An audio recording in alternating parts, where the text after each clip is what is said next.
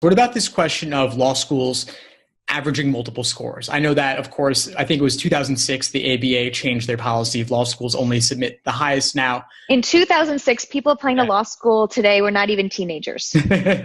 Okay. It's important to keep that in mind. That is so old that it's not even part of the consciousness of the current applicants. It's part of my consciousness and yours, but not theirs. So it's the highest score that matters. And any school that says that they take the average, what they mean by that is that that's what they're plugging into their index calculation. It means nothing. When someone is subjectively reviewing that application, they're still going to be paying attention to that highest score.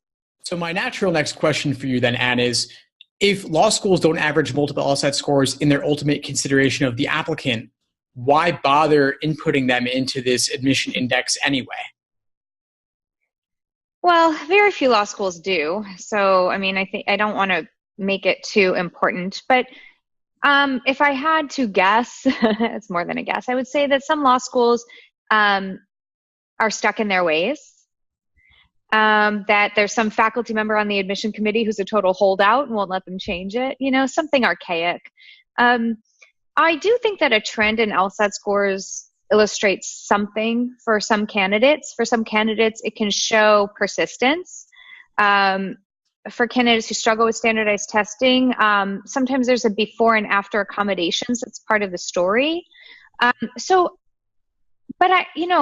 My philosophy, Steve, is always to worry about the things that are within our control and not worry about the things that aren't.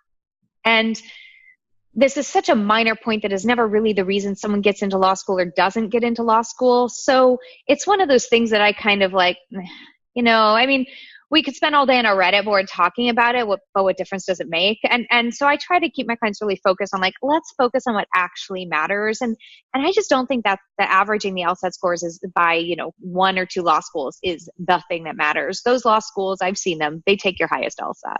Ultimately, that's where their incentive is given the rankings, right? It's in their best interest. I mean, that's the one that the ABA reports. That's the one that counts for rankings purposes. So why would they act against their self-interest?